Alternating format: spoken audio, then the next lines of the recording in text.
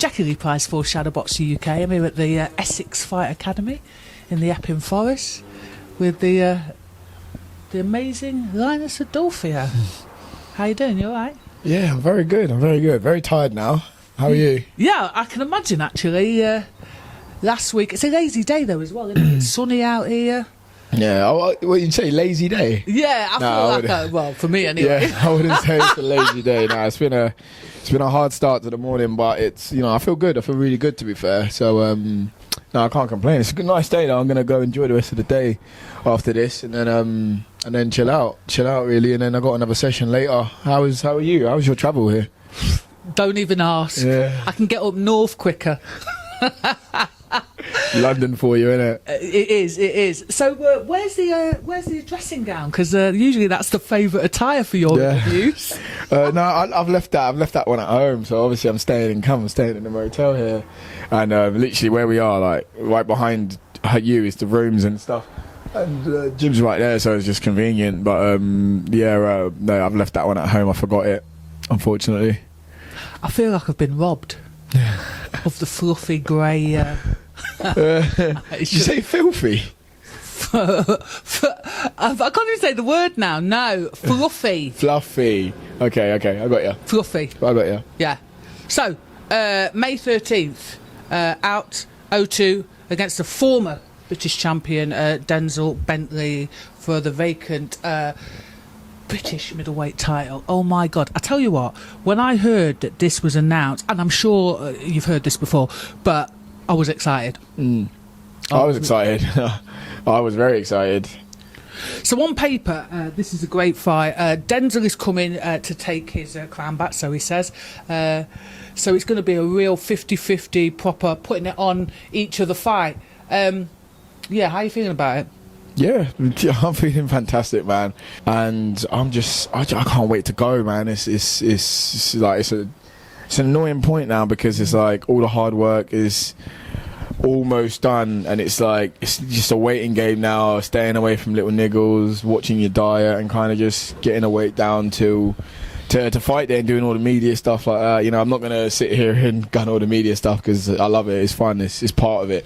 Yeah, because that would be rude. Yeah, but this is the next few bits now. This is the next challenge, getting up there now. So I'm sure fighting out will come around really quick, and I can't wait to go. I really can't wait to go, man.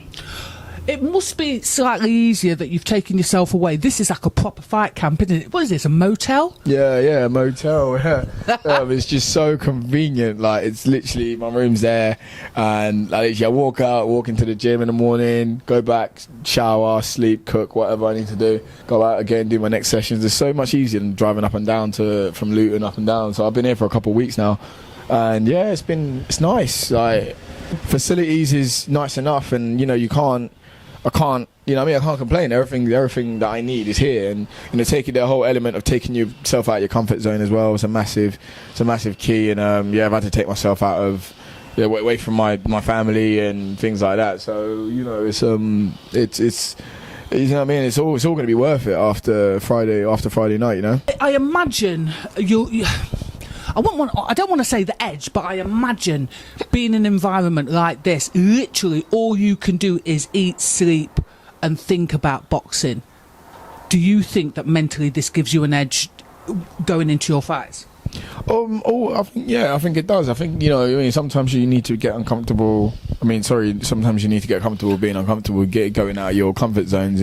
Like, I don't particularly like doing this. I don't particularly like coming away from my comforts, but I have to like it. I have to enjoy it, because I'm here. I have to do it. You know what I mean? And I've been doing it for a long time, since I was on the small hall scene. So it's just always. I think it's prepping me for when I've got like bigger steps, and I've got to like go to another country and stay out there and things like that on a bigger occasion. So I think it does. I think it does to an extent give you an edge. But that's just me. You know what I mean? I think it does. Yeah. Talking about, so you came upon the small hall scene, but you are now signed to Wasserman, and this show is going to be live on Channel 5, terrestrial television. It's going to be like those old Saturday evenings.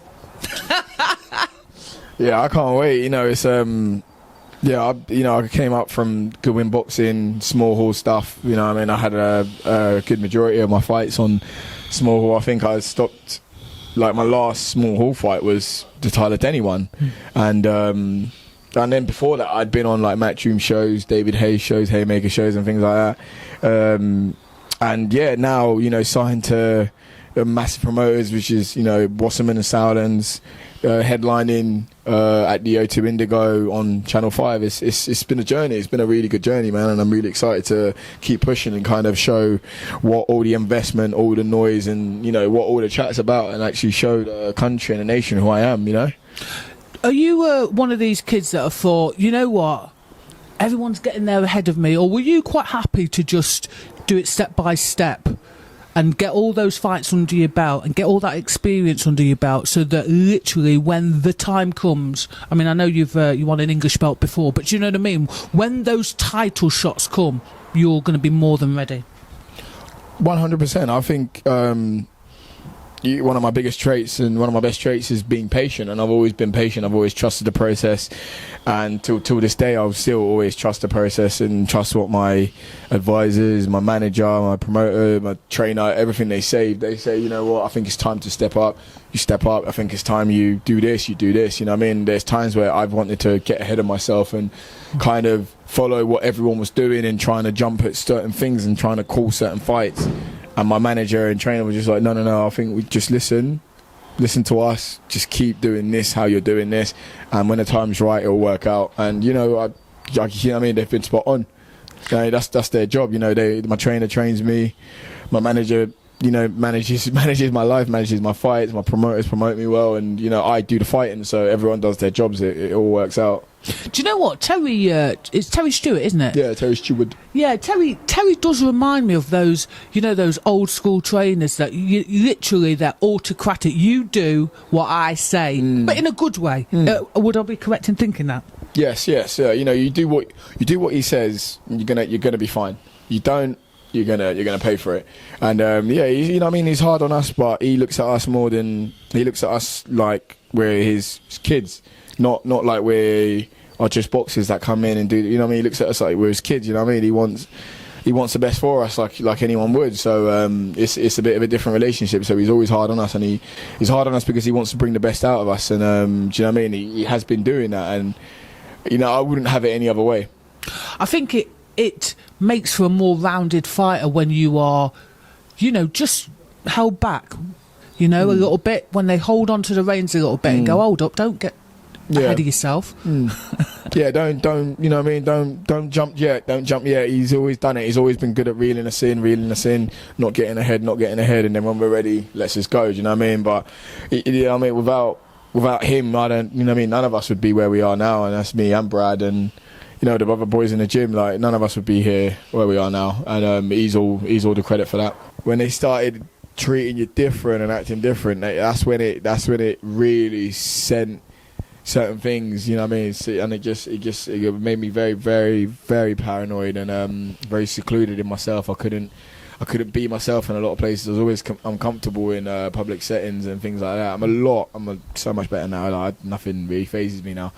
But then it was just such I just didn't know who to trust. At some point, I started some of my best mates, some of my family. I started to not trust it. You know what I mean? It was such a big problem. Like, I just never thought it. You know what I mean?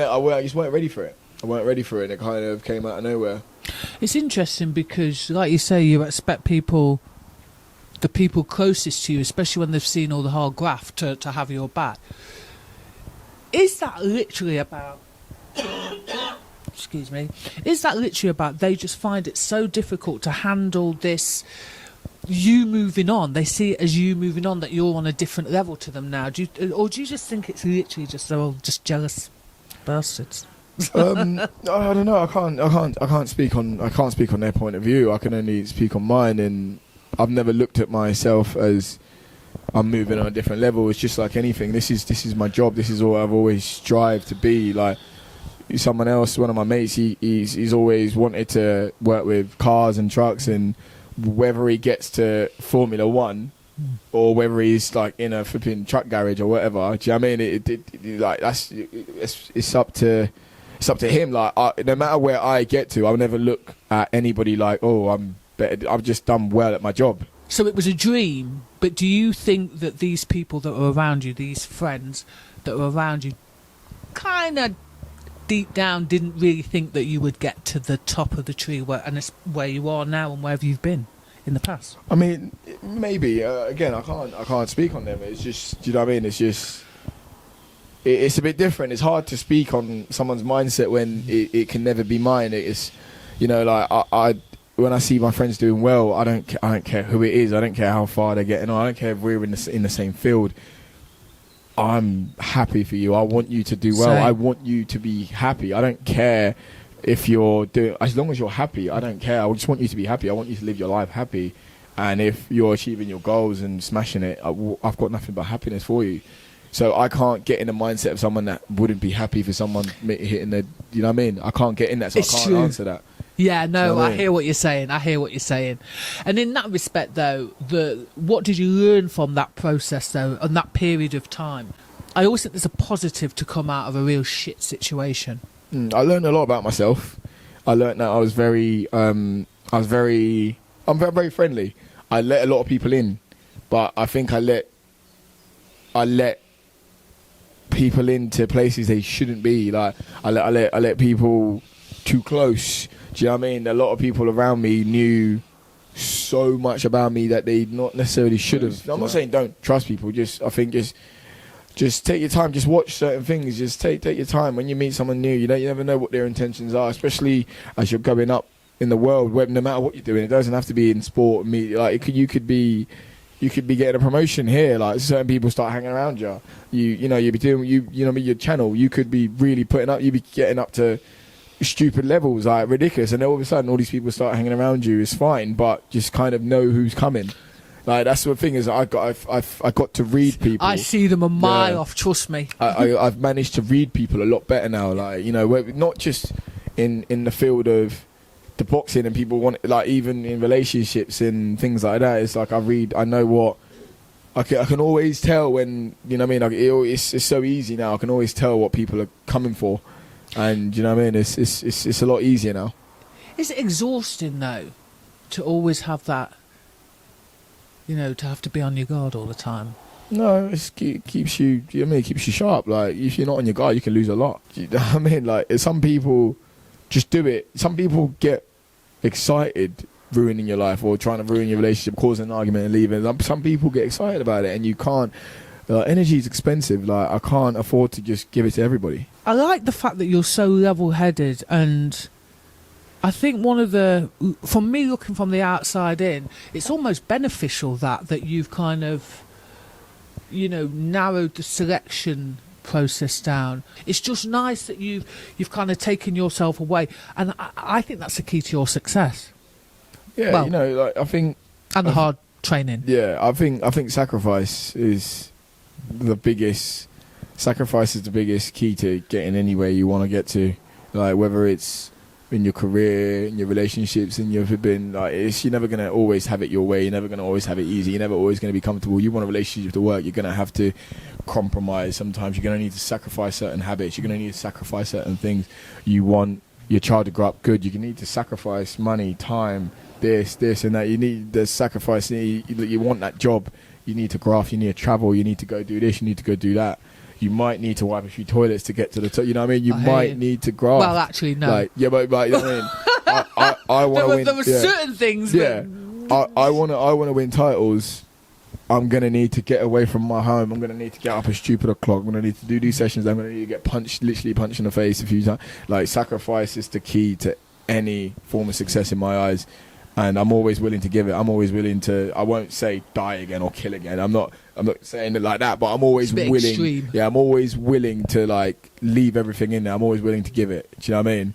I'm always willing to give it. I cannot wait for May the 13th. It's been really nice to get to know you a little bit on a deeper level. I mean, obviously we see you in the ring.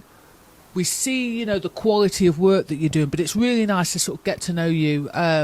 Yeah, I appreciate you giving me your time. Oh, thank you for coming down, man. It's you know, without these channels, like, you know, yeah, we're boxers and people see us and things like that, but you guys, you know, boxing channels and the people that take an interest in us, you guys give us a different platform to be ourselves, to not always be, you know, every time everyone sees us, they expect us to be punching. It's you know, what I'm saying is I really appreciate your work.